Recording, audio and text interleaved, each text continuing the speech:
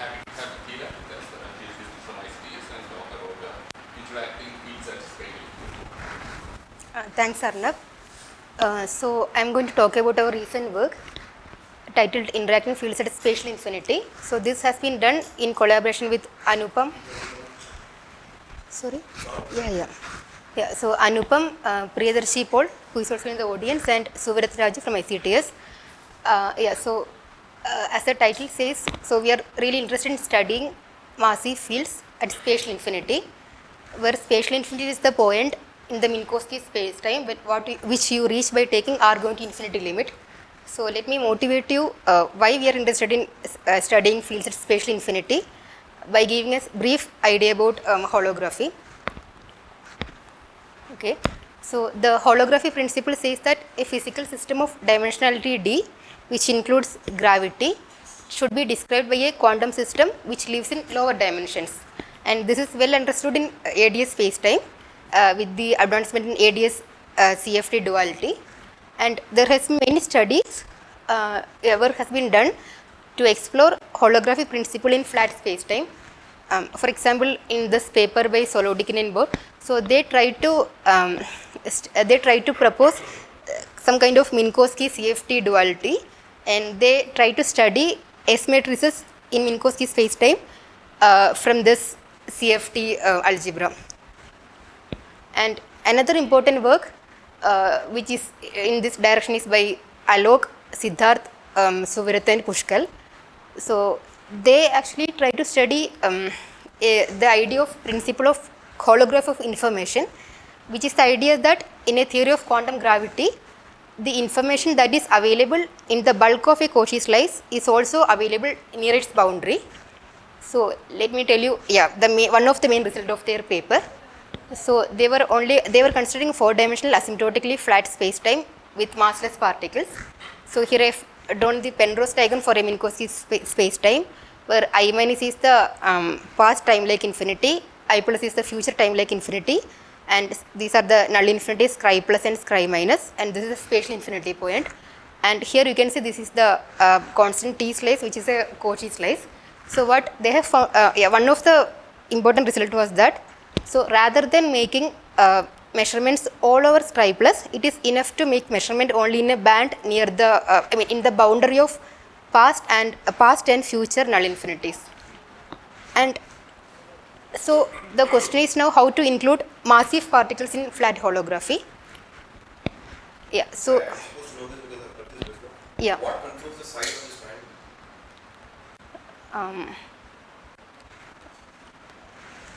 band? Okay. Yeah, I don't know that actually. I just know, so they have,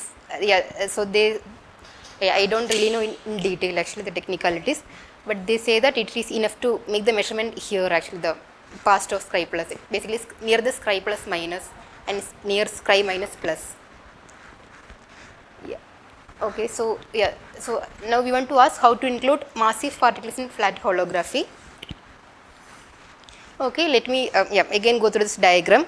So as we know at I plus and I minus, we know that the massive particles do live on I plus and I minus, but these are not very natural for flat holography because these are not the boundaries of any Cauchy slice.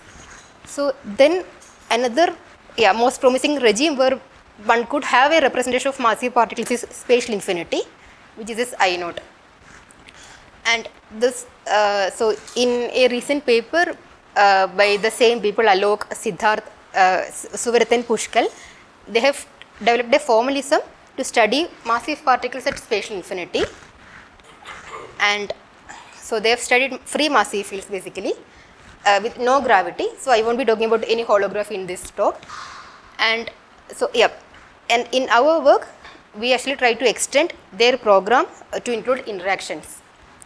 So first I will actually say how to approach basically, how to take the limit of spatial infinity, and then I will discuss about the free theory result, and most of the free theory results already discussed in their paper, and then I will actually go to this, go to include interactions. I will talk about the interacting theories.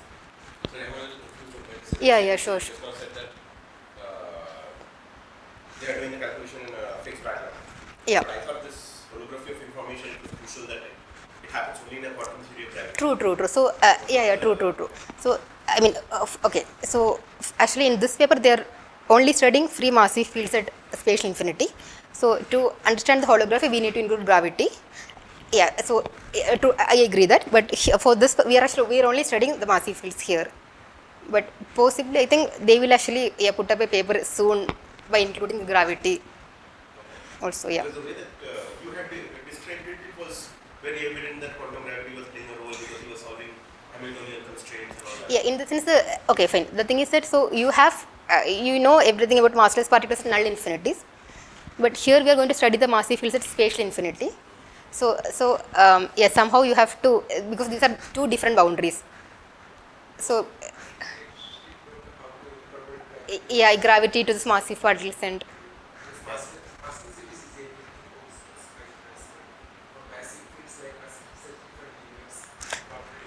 so, I mean, you can try to take massive particles null infinity. You can do that, but you see, I mean, when you try to take this limit of r going to infinity and d goes to infinity, you always get a phase. So, I mean, it's not easy to study the massive particles at null infinity. No, because it's precisely because it is actually going as phase, some e power I k dot r. I mean, you can naively try to take the limit, right? Let's say you have given some phi of s in the bulk. No. I just try to take, I just consider some phi of s in the bulk for a massive field. Then I naively try to take the limit. But then you see that, I mean, for a massless case, actually, the fall of is like some 1 over r. Then you can just take the r, you can extract the r component by take some r to the delta. But for massless, it goes some e power I k dot r. You can actually see that. Going to null infinity is necessarily going along the line. Massive particles cannot move along the line. Yeah, true. Yeah, so I think that is one way of saying, I mean, you cannot really get any good representation for massive particles at null infinity. Okay, so fine. So as I was saying, so we want to study the massive fields at spatial infinity. Okay, so let's consider the Minkowski metric in TR coordinates in 4-dimensional space-time. So let's use the following parameterization. So let's parameterize T and R with rho and tau coordinates. And in this rho tau coordinates, the Minkowski metric takes this form. So as you see, for each constant rho, you have a de Sitter 3 metric. So in this Penrose, so this is known as a de Sitter slicing of Minkowski spacetime. So in the Penrose diagram, so here I have drawn the Penrose diagram, and here this black dotted lines, these are constant rho slices, and this red and this blue, these are constant tau slices, and this part is for tau greater than 0, and this is for tau less than 0. Now so basically I want to consider a field, massive field in the bulk, and then I want to take the rho going to, so if you take rho going to infinity limit, you can reach the spatial infinity. So I want to consider some field in the bulk, and then I want to try to take the rho going to infinity limit of that. Fine. So basically, as I was saying, these are the these red lines are the constant rho slices. So I want to consider some phi of x here in the rho tau coordinate system, and then I want to try to take the rho going to infinity. So when you naively take rho going to infinity, you will actually reach this asymptotic de Sitter slice. But as you see, this is not quite the spatial infinity, because spatial infinity is really a point, and actually the fields are singular there. So usually in the literature, to study spatial infinity, what we do is that we use this hyperbolic coordinates, so that this spatial infinity is mapped into this asymptotic DS3 slice, such that the boundary of this asymptotic DS3, it should match with boundary of the Scri plus and the Scri minus. So we are going to study massive fields on this asymptotic DS3 slice. So I hope that is clear. Okay. So now I will talk about free theory result, and then I will go to interacting theory. Okay. Yeah. True. Actually, but it's a bit different in our case. So usually when you take so as I was saying, these are the rho slices, and these are the tau slices.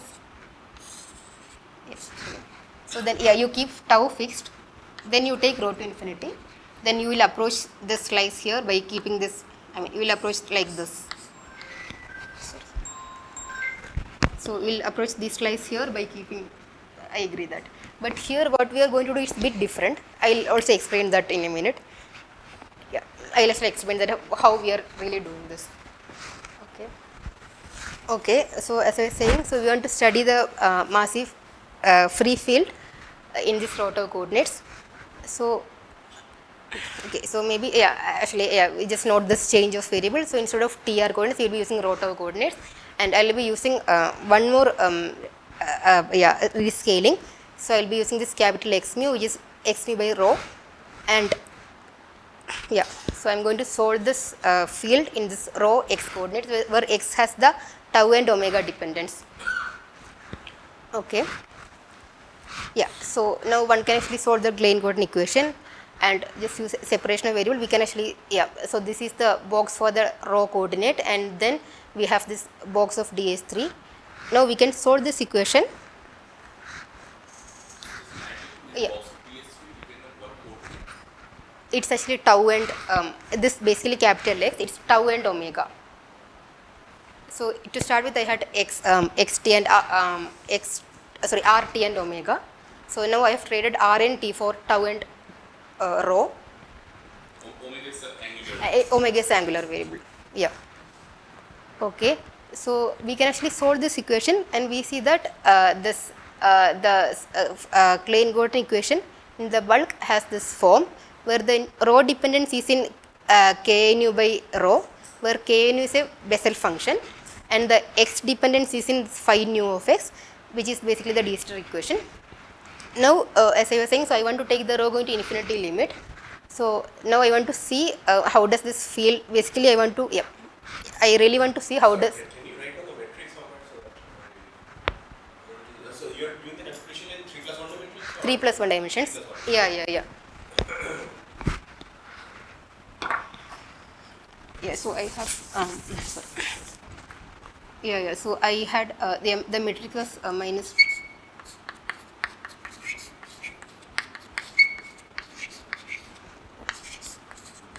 So then I've traded t equal to rho cos tau and with the other one,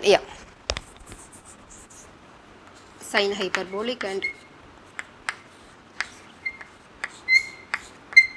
cos hyperbolic tau. So now I'm going to solve. Then I have yes. So for me so then x is really x mu by rho, which is the embedded coordinate. So I'm going to use instead of x, which was phi of rt omega, I'm now going to use phi of rho and x, where this x has the t and tau and omega. Okay, so now I want to take the I want to see the rho going to infinity limit. So let me take the rho going to infinity limit, and it looks like, so this Bessel function, it goes as e power minus m rho, then which would say that if we can find some extrapolated dictionary, which is some d of rho which scales as e power m rho, and then we could get a boundary operator by multiplying the field phi rho x by d of rho, and then taking the rho going to infinity limit. So basically we are trying to extract out the leading piece of this field phi rho of x at rho going to infinity limit. Okay. So so now we are proposing this is the boundary operator. This is the operator which leaves at the asymptotic ds3 slice. But there is actually one issue with this construction, which is that when you compute 2-point function, so let's say I want to compute some 2-point function, some z of x1, z of x2. So we see that this 2-point function is not well defined. So I'll explain that. Okay, so let's consider 2-point function. So when I say 2-point function, I'm only going to talk about Wightman functions, not time-ordered function. I'll actually explain why that is the case. I'll explain that also in a minute. So consider a 2-point Wightman function. So let me write down that. So yeah, I just want to consider some phi of x1, phi of x2, 2-point Wightman function, and now if you just express this both phi of x1 and phi of x2 in terms of a and a daggers, like some d4k these factors, and in this plane wave expansion, and you can just compute this 2-point function, and in this d zeta coordinates, so we see that it will really reduces to a Bessel K1 function. Okay, and where this omega is of this form, which is square root of rho 1 square plus rho 2 square minus 2 rho 1 rho 2 x1 dot x2. Now I want to take the limit rho 1 and rho 2 going to infinity. Okay, so I would be really looking at this operator. I will be just multiplying each of this field with a d of rho 1 and d of rho 2. Then I will try to take the rho 1 rho 2 going to infinity limit. But and where this d of rho has this e power m rho fall off, but we see that d of rho, sorry, actually, so yeah, fine, okay, you see, so this field phi of rho x, this causes, this is really d nu k nu m rho by rho phi nu. Then when you take rho going to infinity limit, this Bessel K function goes as e power minus m rho. So you need the leading behavior. So to extract the leading behavior, you multiply some d rho factor. So you get the leading piece in the large. I mean, basically this is the piece which survives at in the asymptotic DS3 slice. And so in that sense, this is the boundary operator, which is going to survive at this asymptotic DS3 slice at spatial infinity. Okay, so now I'm considering two such operators and trying to find the computed 2-point function. And so then my dictionary would say that I need to multiply each function with d of rho and then take the rho 1 rho 2 going to infinity limit. Okay, yeah, so as I was explaining, so this 2-point function which is k1 m omega, which reduces to e power minus m omega, and which is of this form. So, and then I have this d of rho and d of rho 2. These two are really going as some e power m rho factor. So, then we see that for some values of x1 dot x2, this is really giving some infinity, and for some values it gives 0. So this says that 2-point function is not well defined. Okay, but we can actually get a well defined 2-point function. So I hope this part is clear. So we can in fact get a well defined 2-point function. So by smearing the field phi rho x. So this is, I mean, this we do in QFT as well. Maybe sometimes the single, this field phi may not be well defined, but you smear it, you regulate it a bit, then you can get a well defined 2-point function. So as you, so as you were also asking me in the beginning, so let me draw this constant row slices. Okay, I have this here. Okay, so what I do is that, so I consider this phi rho x in the bulk, then I integrate the field over the tau and omega, and then I multiply with this extrapolate dictionary, and then I take rho going to infinity limit. So it's not quite how you reach this blowup of spatial infinity. Usually you keep this tau fixed and then take the limit.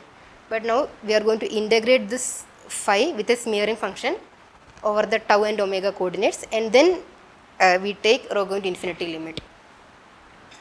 And what we see is that with this boundary operator, the 2-point function is well defined. Okay. So d is cos tau d omega. So you see this, basically, so what I do is that, so this phi rho x is here in the bulk field. This is information from I classes.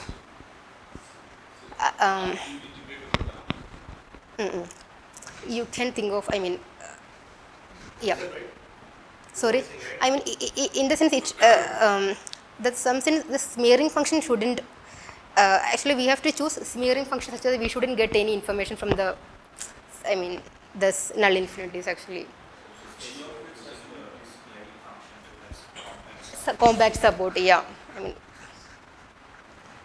yeah, and yeah, sure. No, but it.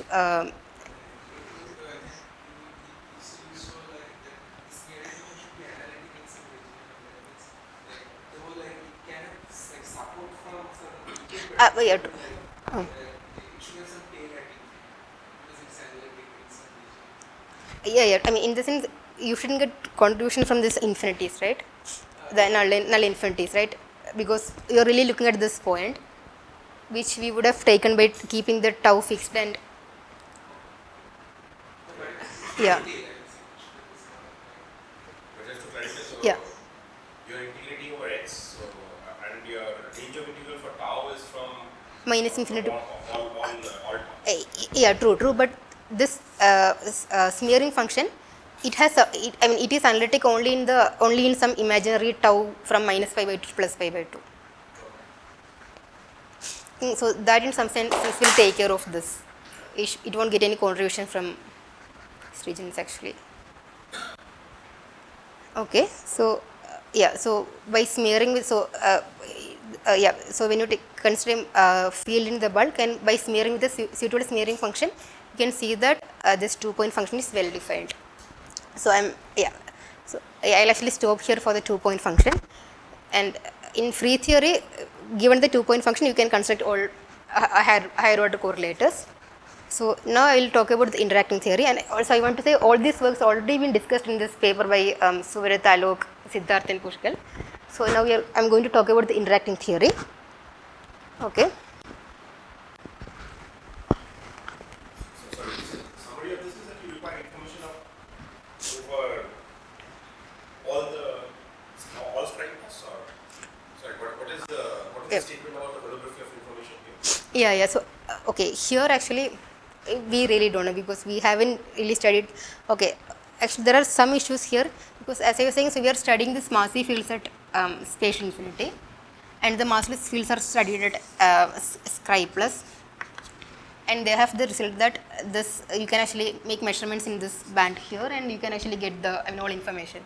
But to incorporate this massive and massless, it's it's not very straightforward actually. But one could because the massless I mean one could study the massless here as well, that we are trying to see now, and trying to see how to make precise about this holography statement.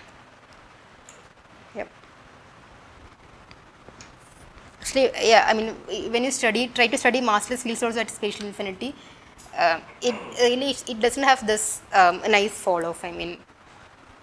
So it's not really goes as some e to the m row. So it's not very clear how to extrapolate even the leading. It's not very clear actually how to do this. And one way you can try to here maybe you have some massless fields here. Maybe you can try to take this limit somehow and try to see. What can you say about this massless field set spatial infinity? Yeah. In the massless case, did you require to do the smearing? Massless case, no, actually, massless case, I don't think so. Yeah. This massless case will not be sure bond to reach the full of large.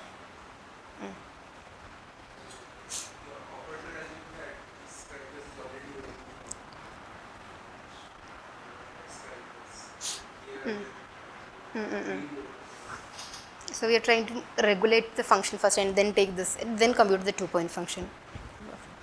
Okay. So so as you were saying, so now let's talk about the interacting theory. So in the interacting theory as well, I want to say one more point here.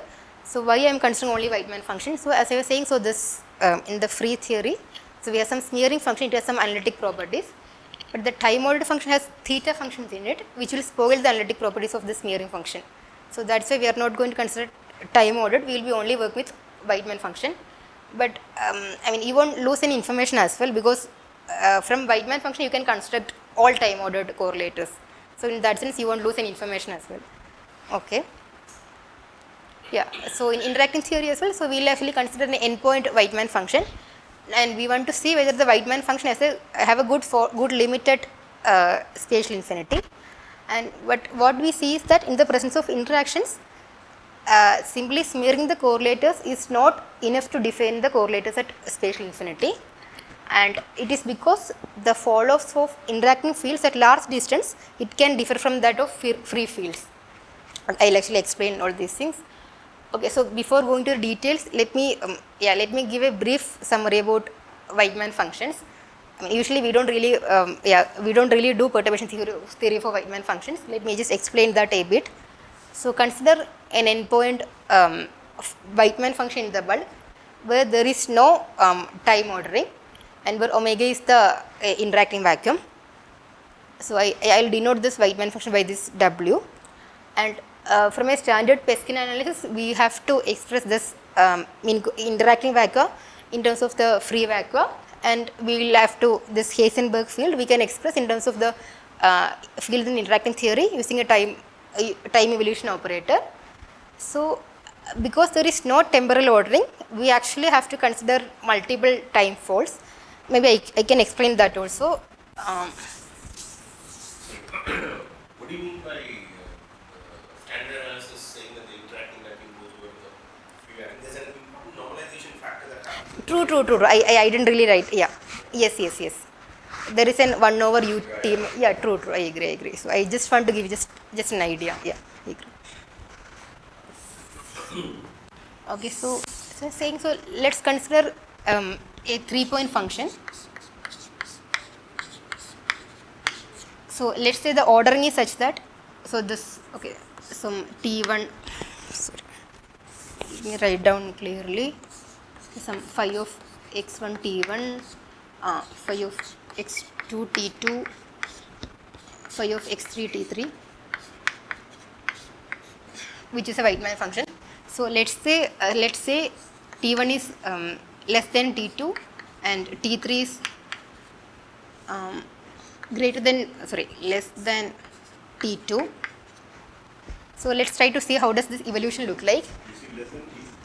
Yeah, t3 is less than t2. Sure, sorry. So I can write in terms of the phi I. So we should say, let's do some reference time t0, t1, then I'm suppressing the x1, then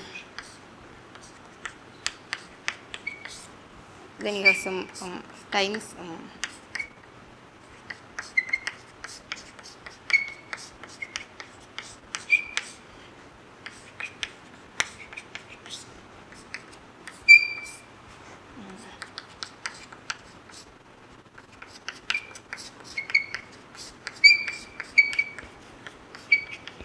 okay. So let's try to see how does this evolution looks like. So so t0 is some reference time. So let me fix the reference time to be here. This is my real time. Let me fix the reference time to be t0. So then this operator would, so I want to compute this 3-point function. Then this would say that, so this time evolution is from some t0 to some t1. Then I have some phi I field here. Then I'll just evolve from t1 to t2. And then I also have some phi I, and because t3 is less than t2, I really have to go back again to some t3. So I just want to motivate that if there is no temporal ordering, you really need single time fold is not enough to do a perturbation theory. You need a multiple time folds, and these are precisely the Schwinger-Keldysh contours. So I won't really go into the details. So, but this Wightman function we are considering here, this does not have any temporal ordering. So, it has only operator ordering. Okay. So, from this type of analysis, we see that if you want to consider So, if you want to consider, so this is the time fold f drawn for a 3-point function. So, if you, let's say you want to compute a n-point Wightman function where n is odd, then you have to consider n time folds, and let's say let's say if n is even, then you want to consider some n plus 1 time folds. So I mean, all these results actually you can really derive from the perturbation theory. Now let me see how to compute the Wightman function. So as I was saying, so let's consider 3-point function. Yeah. So I want to consider some phi 1, phi 2, phi 3. So if I want to compute some 3-point correlator, then I should be considering this this time force. And let me also try to give an example. So let's say I want to compute in phi cube theory some 3-point contact diagram. This being the interaction point. So then what I should be doing is that I should be really, so this interaction point, it can run over all the contours line, and so, and then, so I'll actually show that also in the next slide. Okay, so this is actually if, yeah, so this diagram corresponds to a 3-point function, 3-point contact diagram. So this would that I have to run this internal point over all the contours, and the perturbation theory is, then you have to do the Wick's contraction and everything. And when this, let's say you have this 2 point which I call some I and j, and when these 2 points are on the same contour, then it will be either time ordered or anti-time ordered. And when these are on different contours, so maybe for this example, this will be a Wightman and this will be an anti-Wightman. So this is how you would compute a Wightman correlator in yeah, fine. Yeah, you would compute a Wightman correlator. Okay. Also here I have expressed all the fields in the momentum space. So I mean this we do in QFT as well. So we just yeah, we can actually express this Wightman correlator in terms of momentum space, and then we can just do a Fourier transformation. Okay. So yeah, I have given the propagator rules also here as well. So when these 2 points are on the same contour, it is either time ordered or anti-time ordered, and when these 2 points are on different contours, it's Wightman or anti-Wightman, I mean depending on our convention. Okay, so one of the main important point I want to say here is that if you are computing a Wightman function, n-point Wightman function in the momentum space, so all this momentum will have, I mean, yeah, so it will have support over, support everywhere. I mean, it's need not be on shell. So basically, it has support over this time ordered, anti-time ordered, all the, I mean, everywhere actually, all momentum space. So this is the important point I want to say here. Okay. So now let's try to see how to take the, yeah, how to take the rho going to infinity limit. So consider such a 3-point function in the bulk. Phi of x1, phi of x2, and phi of x3. And now, so as in the free theory case, we would, so okay, let's try to take the only the x3 to infinity. So as I was saying, explain the free theory case, you would really multiply this, you would smear it with some g of x3, and then you would multiply this d of rho, and then try to take rho going to infinity limit. So let me also express this in momentum space. So I do a partial Fourier transformation here. So I am just expressing this rho x3 in terms of some k3, and I do a Fourier transformation for this k3 momentum. And just remember this d of rho was, this was going as some e power m rho, and this d mu x3 is this cos tau d tau d omega. Now, so now I want to take this rho going to infinity limit, because basically I want to do this integral of d mu x3 exponential of I k3 rho dot x3 to see how does this behave in the rho going to infinity limit. So for that purpose, let me introduce some identity operator with some delta of k3 square plus a. So this would say that I mean a is not really m square. It can have, I mean it has support over all momentum. So it's need not be on shell, as we saw in the case of Wightman as well. So fine. And so what we see is that when you naively do this integral in the rho going to infinity limit, this integral goes as some e power minus a rho. But as I was saying, a has support everywhere. Then when you multiply this d rho factor, it's clear that it's not really providing enough damping. So I just want to say this Wightman function in the free interacting theory, it does not have the correct fall off. That is because this Fourier transformation is concentrated on the, it's not concentrated on mass shell. So is this point clear? So yeah, so I just want to say this, fine, okay, So now let me try to see what can be done here. Okay, so then this analysis would suggest that if you so let's say this is the Wightman function, the bulk in the momentum space. So if you can somehow extract out only the on shell part, which goes as some delta of k1 square plus m square to delta kn square plus m square. So if you can somehow extract out this part, then we can actually then we can have a well-defined Wightman correlator at spatial infinity. So this is the claim, and so let me see. Okay, I'll also, so yeah.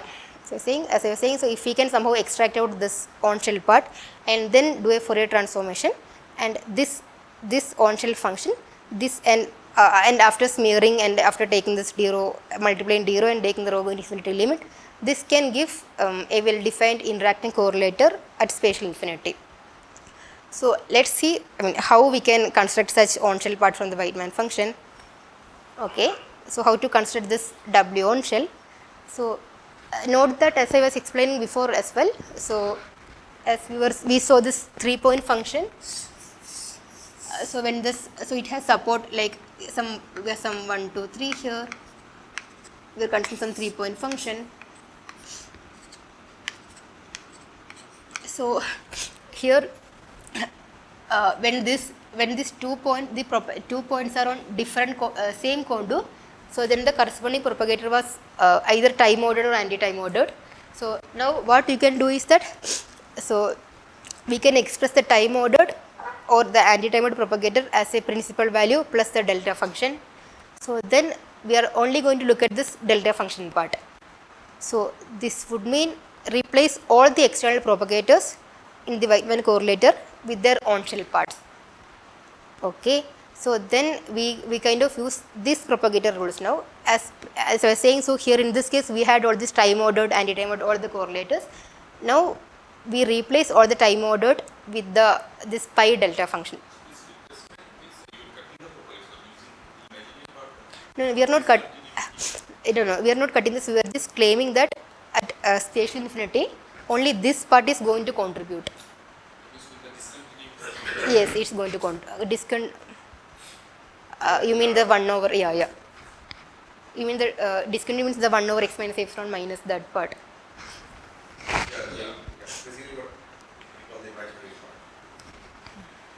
Yeah. So when you said that the Wightman function is not the correct form, what do you mean by the correct form? So how do you know that the Wightman function yeah. is correct? True. So I was just saying, because in the free theory we know the extrapolate dictionary.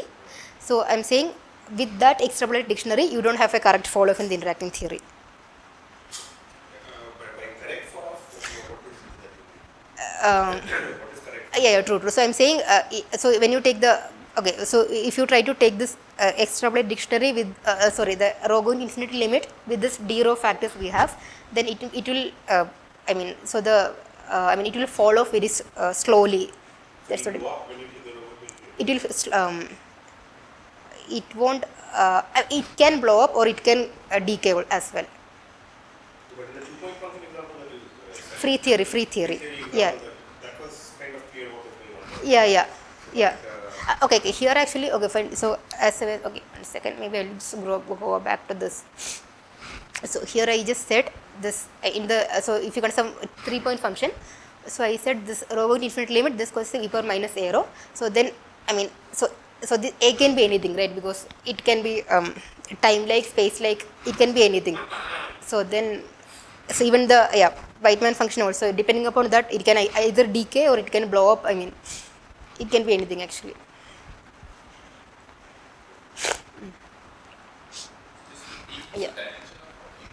Yeah, a need not be m square actually. Okay, because you see this in the Wightman case, as I was explaining.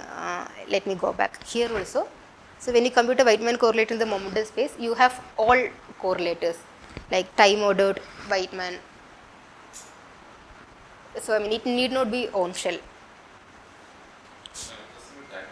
Oh, okay. It's m square. Sorry. Square root of m. Yeah. True. Yeah.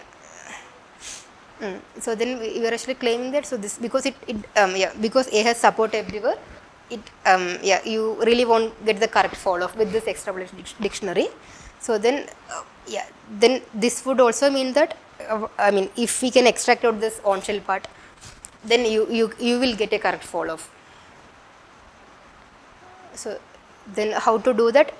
To do that, you just yeah, I mean, concentrate only this delta function part, and this can give me some Wightman function which has only this on-shell momentum.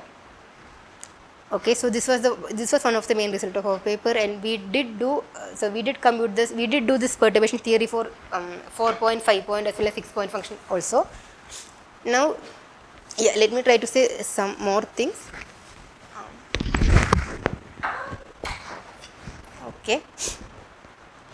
Okay, so now we would also want to ask whether we can extract this on-shell part at the level of single operator. So by that I mean, let's say we have some so yeah, we want to see whether we can consider some phi of x, so some which I call some phi I naught of x, so that when you do when you consider some correlators with this operator, this will only give me the on-shell part. That is roughly the idea. So you can do this. So let's say let's phi of x is the usually Heisenberg operator, then just consider the phi of k in the momentum space. So you can extract out the delta, the on-shell part of this full Heisenberg operator by doing this type of an integral. Maybe just forget about all these factors. So when you integrate this Heisenberg operator in this k0 space from some omega k, in this infinitesimal range where this omega k is really some square root of k square plus m square, then you can really kind of you will only get this on-shell part. So this is roughly the idea. And so in the free theory, these phi plus is really some a operator, a dagger operators. Okay, and we will try to I want to consider some phi I naught of x such that when I compute some correlator for this with this function, I will only get the on-shell part. So that is the idea. And so in the free theory, as I was saying, these phi plus and phi minus operators, these will be like really some a and the usual creation and annihilation operators. But it's okay here. Actually, I'm not very precise. It's fine. So with this operator, we can also define some boundary operator z of g by smearing and then taking the d of rho. By multiplying d of rho and then taking the rho going to infinity limit.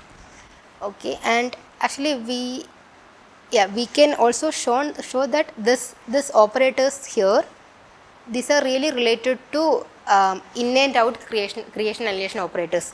I'll explain that in a minute. So let's consider this Penrose diagram again. And so this, let's say this B and B dagger operators, these are the operators defined at past time like infinity, and A and A dagger operators defined at future time like infinity. So usually when we compute S matrices is really a map between the in and out state, where this B operators are the one which is creating the in state, and A operators are the one which is creating the out state. And we can and this A and B operators, those are led by S matrices. So, and in this paper by Sebastian Misra and these people, so they have studied this algebra for this A and B operators, and in some sense this S matrix is really only a class of this operators, we can say that also. And what we have found is that the operator in the interacting theory, the operators at spatial infinity, those are kind of average of this in and out creation annihilation operators. So this is also one of the main result of our paper, and using this we could compute some higher point correlators as well. And as I was saying, since this A and B are related by S matrices, when you compute the higher point correlators also, we can actually get into some S matrices. I'll show you the results. Okay. So when we discuss the S matrices, we usually use concurrent match. We define a vacuum like terrestrial is actually. You are using global coordinates. Yeah, global coordinates. Yeah. So I don't obviously see how these A's and B's are related to what is coming from the S matrix. So sorry, how is this? No. So I was saying, so you. Why Yeah, are yeah. your files? So these left hand side, the equations that you've written there, Here. those are your files. These are the spatial These infinity. A's and B's are creation and relation operators that come from the pointer patch. Yeah, true. Why should these be related? I mean, so this. No, when we actually quantize the residual field to describe. No. So.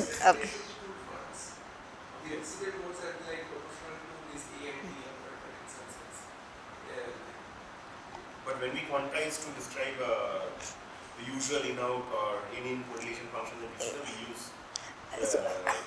we use the Poincaré coordinate.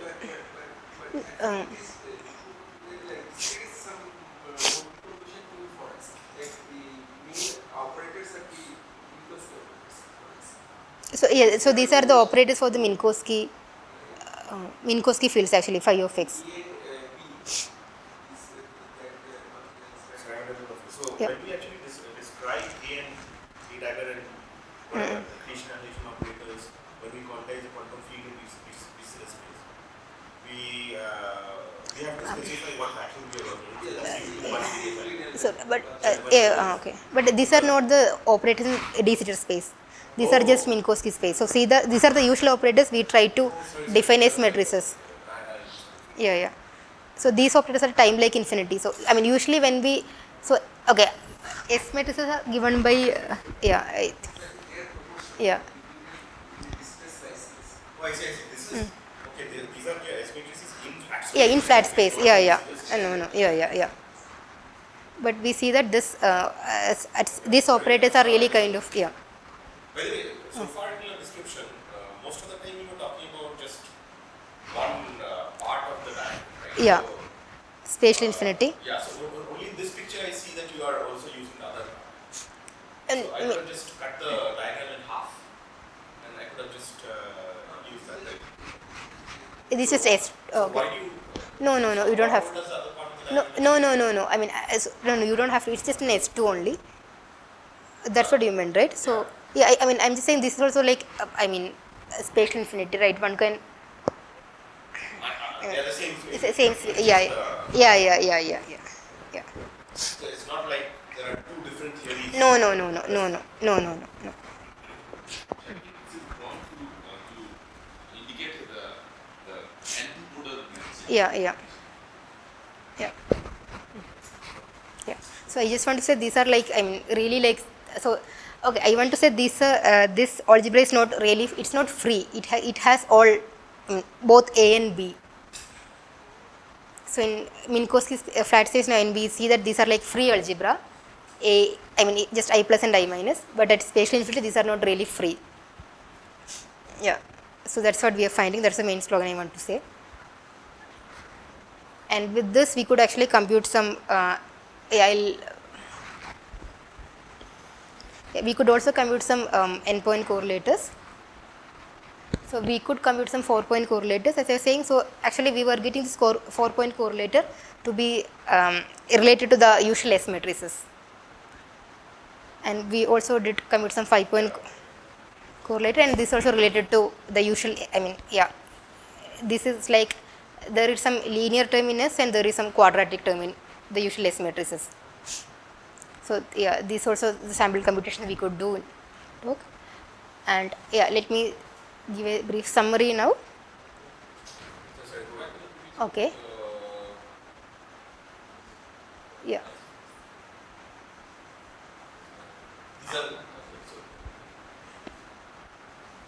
So these are the. You are relating them to the usual concept of SPT. Yes. Yeah. Because you see this, because this phi's are in terms of A and B, we could actually write in terms of the usual S matrices as well. Yeah, but I thought the importance of this is that whatever you are describing on the next slide, Yeah. those are quantified observables on their own, right? Or, Yeah. is that right? So, the observable means that Yeah, because it is sorry. so these are Hermitian operators.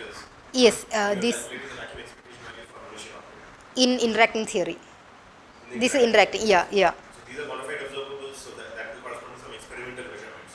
Each, And yeah, those yeah, true. experimental measurements are related to S some matrices, yeah, yeah, complicated S yeah, yeah, matrices. yeah, yeah. So, yeah, yeah, yeah. So these are like some field redefinition depend. Yeah, that's so true. So this is actually going beyond the paradigm that the S matrix is the only interesting observable. Yes, true, true. Actually, I mean, Yeah, I know the, at least I know the story. So we are saying like our observer as one class of uniform one class which is power. So I have a competition in express space also. Like there is a uniform of basic race. How can I relation functions one can relate to that in some analogs and Wightman correlators in terms of S matrices of, in this space. okay. Oh, There the Wightman correlators are the future in the expected the path. okay, okay, okay. Yeah. Yeah, yeah. So actually, the 4-point was a bit simpler. It is only some real of this 4-point S matrix. But This picture, can you clarify something? Something that worries me is when you go back to the previous slide. This picture. So you are saying that you have some operator that this picture is at I0. yeah, And that somehow is the average of Yeah. something that is at I minus and I plus. yes, yes. But isn't that hugely non-local in time? Actually, I mean, in the sense that you see this.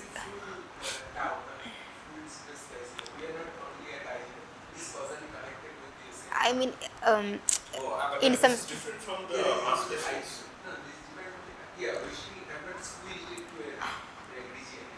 Because in I0, whatever you had described, you said that all the information is actually in some small region. Right.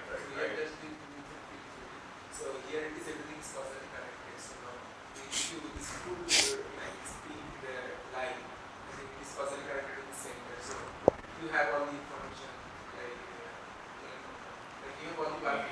Yes, so just bear with me, because this is showing my ignorance. So in the massless case, you said that there is a Cauchy slice which was connecting the left corner to the right. Yeah, corner. mass. Yeah, yeah.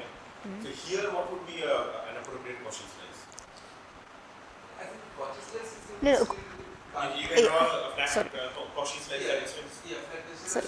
Yeah. So Cauchy slice is still this one only. I mean, this is the usual Minkowski diagram. So what we are saying is that this algebra at this spatial infinity. I mean, yeah, those looks like half of this operators actually. I mean, okay. One more thing. I mean, we don't know whether these are complete or not. I mean, we don't know. So everything we are computing only correlators. Actually, we don't know how to compute an S matrix. We don't know whether this A plus B is really complete, or I mean, we don't actually know the Hilbert space or anything. So same. Okay. But am I allowed to ask, suppose instead of photons, I Okay. use some particle that was, say, 10 to the power minus 30 electron volts. Instead of photons. Yeah. Okay. Photons are massless, that Yeah, is yeah. some small component of the longitudinal polarization. Okay. In the picture that you are showing me, it seems like, I don't know what the appropriate statement is, but it seems like you require information along this entire slice that you've drawn there. Actually, we require in the bulk. I agree. So because we are doing the smearing and we are integrating over the full slice, and then we are taking the rho going to infinity limit. Yeah, I agree that. Yeah, but then Yeah, it's here. the thing that you have drawn Yeah, true. extends all along the boundary, right? Yeah, true. Okay.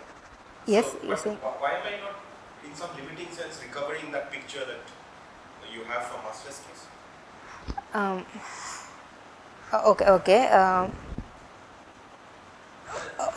In the sense but I mean, but you could go to massless. I mean, because Yeah, in gravity, if I have another scale and I'm allowed to do this comparison. even this d-star also. Yeah, as you were saying, you could go to the null infinity by taking maybe the tau going to infinity. Tau going to infinity. I think you can actually reach this like u equal to 0, I think the middle of this, you can actually reach here, even from the bulk. Yeah, to make the question Yeah. precise, I think I require another scale. That scale is set by Planck. Okay. I'm not allowed to ask my question in your picture because there is no other scale. Because you don't have gravity. We don't have gravity. Yeah, If true, you have true. gravity, there is another Okay. scale, and I'm allowed to Okay. compare masses with respect to that scale. Okay. So I should be allowed to ask what happens, what is the difference between a photon and a proca particle whose mass is very, very small for all practical purposes. Okay, okay, okay. When you compare it to Planck mass. Okay. That question I'm allowed to ask, right? Yeah. There should be some limiting way that I should be able to recover your holography of information.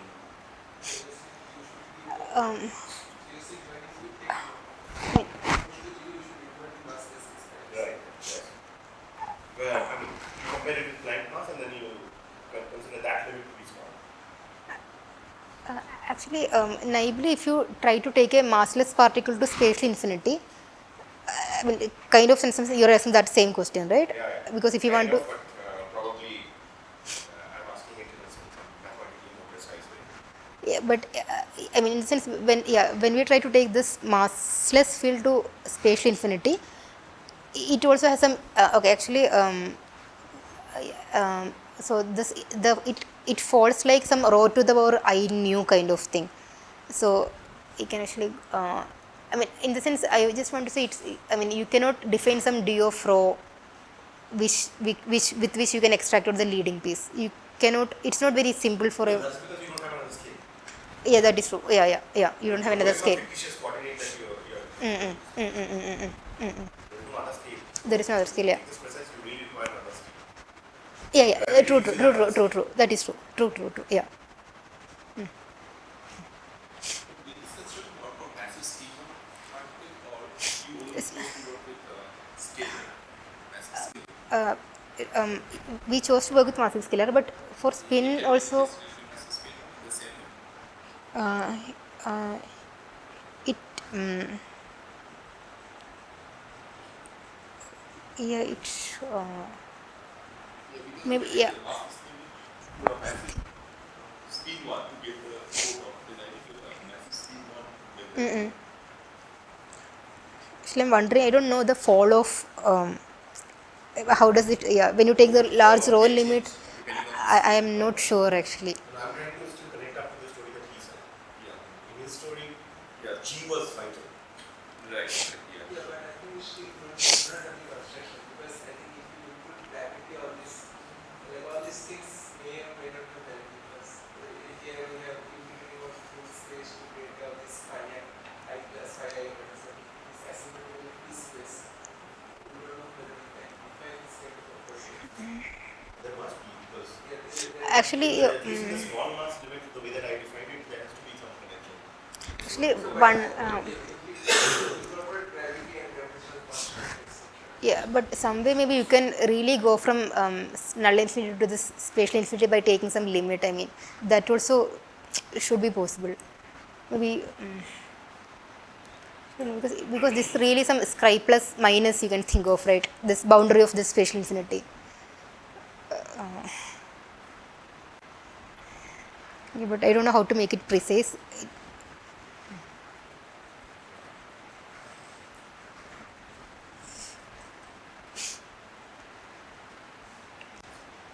Okay. But if you try to reinstate dimensions, your rho coordinate was dimensionless, right? I mean, when you're writing down the metric, Yeah. you don't have any dimensions in Okay. In that yeah. Okay. So your formula had m times rho. Hmm. If I wanted to reinstate dimensions, I would require to put in some scale there. True. Where is that scale coming from? So you I mean, you need to include some gravity also. You want. there's some implicit length scale set by let's say bar and c. So there's no gravity. Oh, okay. There is no gravity. Okay. Yeah, so there's some implicit h bar c's that you have set on. We have set one here. Is this true?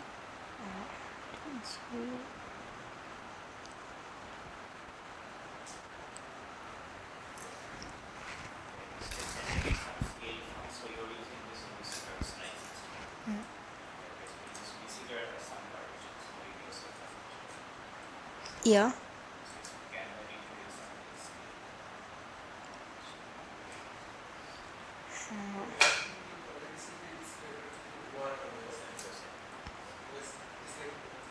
Yeah, it's just a different slicing of flat space only, so there's no scale in flat space.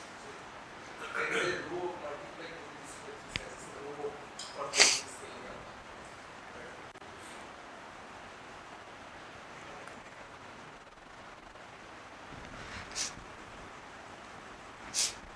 Okay, so let me summarize this part actually. Yeah, so in the free theory, we saw that the bulk field can be extrapolated to spatial infinity by stripping off the exponential tail and by smearing these operators, and we could get a well-defined correlators. But in interacting theory, the correlator which is relevant for spatial infinity, it is given by only the on-shell part of the Wightman function, and the boundary operators in the interacting theory, we saw that they are related to in and out operators which is defined at I plus and I minus and I plus. Okay, and and as I was saying, so our analysis, it was restricted only to non-gravitational theories, and it is interesting to generalize it to asymptotically flat space-time, and it is also interesting to understand whether the massless fields can be destroyed from a spatial infinity, and also we can actually see how this construction is related to celestial amplitudes. Yeah, thanks.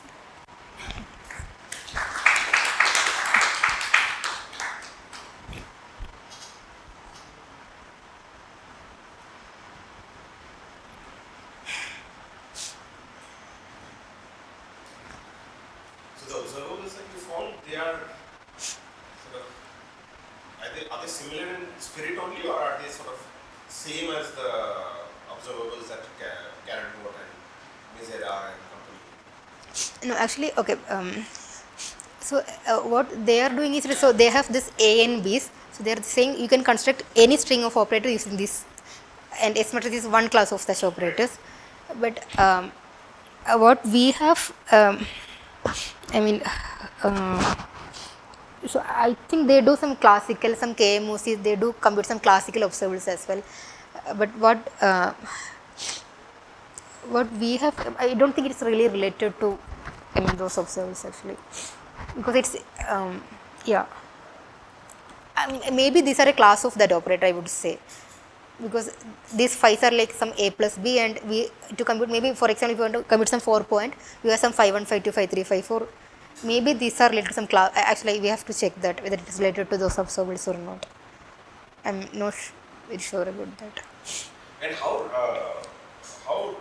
are there restrictions on the smearing functions that you use to smear? So you can't consider arbitrary smearing. No. So they actually They have are to be analytic. tempered distributions or some, I don't know. Yeah, they are There's actually. words that people use, tempered distributions. I mean, they Schwartz class or something. oh, that I don't know. So they have to be analytic in some imaginary tau actually.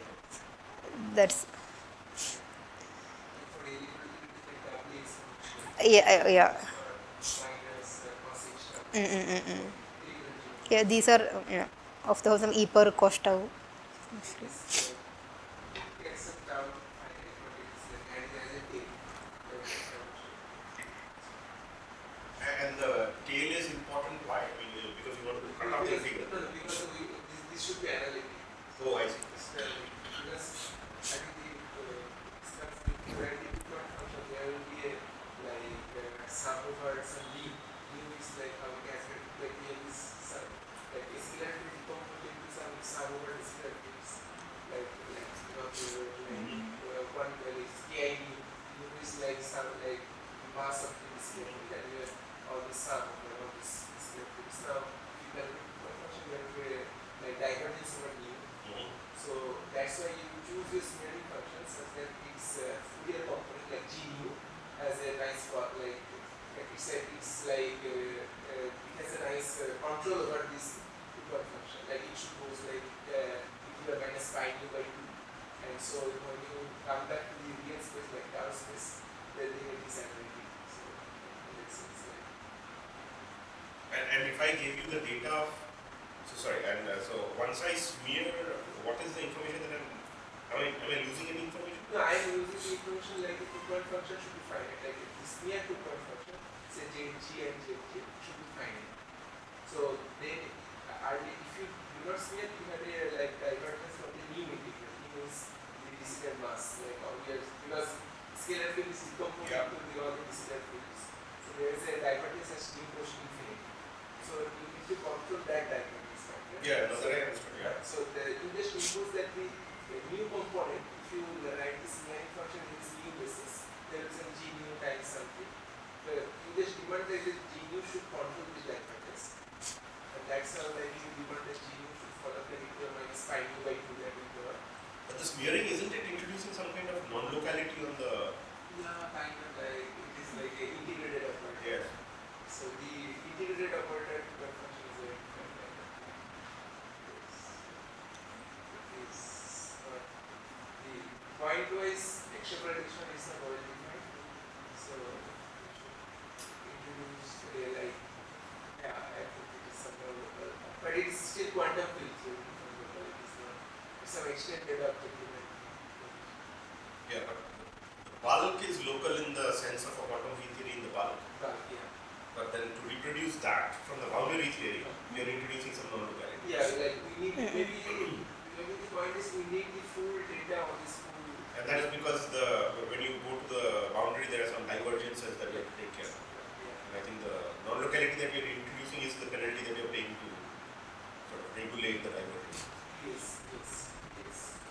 Kind of.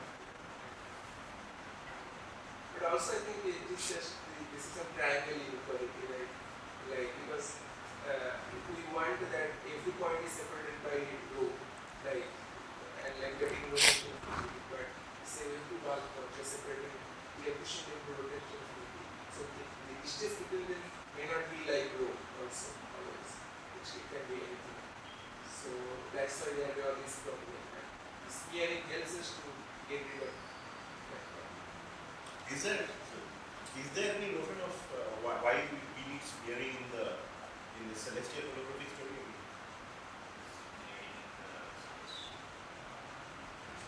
Is there some analog in this kind of? In the celestial amplitude also you get all sorts of divergence and all sorts of distributional features. So one smearing that people do is instead of so you know that when you compute basically the 4 points at the amplitude of massless particles in the celestial basis, then you basically get a delta function divergence. That is a consequence of non-linear operations. But then that leads to various actually problems which try to interpret that object as CFT operator and so on. So then smearing superposed delta function. So that smearing is just integrating over the Z or something. Or Yeah. do people also put in extra functions? So that people don't put in extra functions as such. They put in extra functions as such in the sense that what you can do is that you can basically do the shadow transform. So in the shadow transform, you are essentially using the particular smearing function, is particular part of the transform.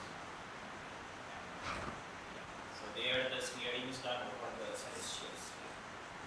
So basically, so you are smearing over Z. So suppose the Z bar, let's say the coordinates on the celestial sphere in 4 dimensions. Then you can smear over this. So from the bulk point of view, those are not local operators. But there is another interpretation that these smear operators are the correct local operators from the boundary.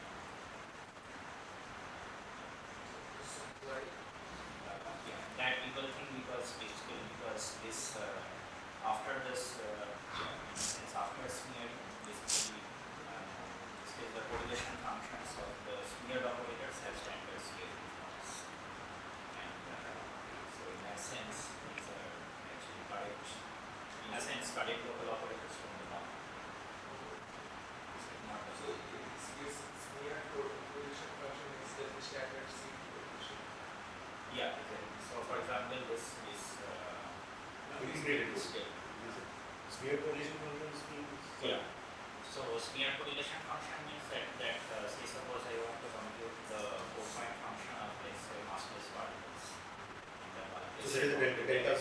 bar. is the delta z minus z bar. Yeah. And then I can basically take a shadow transform of this. Let's say I take any, so there are various choices. You can take any one of the external legs and do a shadow transform. And then that makes it actually very fine. And then the structure of the 4-point function becomes the standard structure of CFT, where the only similarity is we actually powerless. There are no distributions. This generic function carries any label.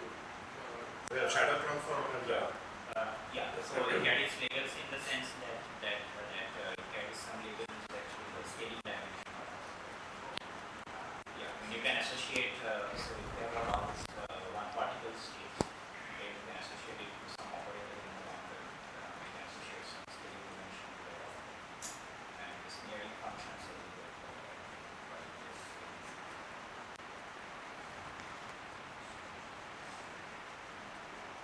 this is a recent development.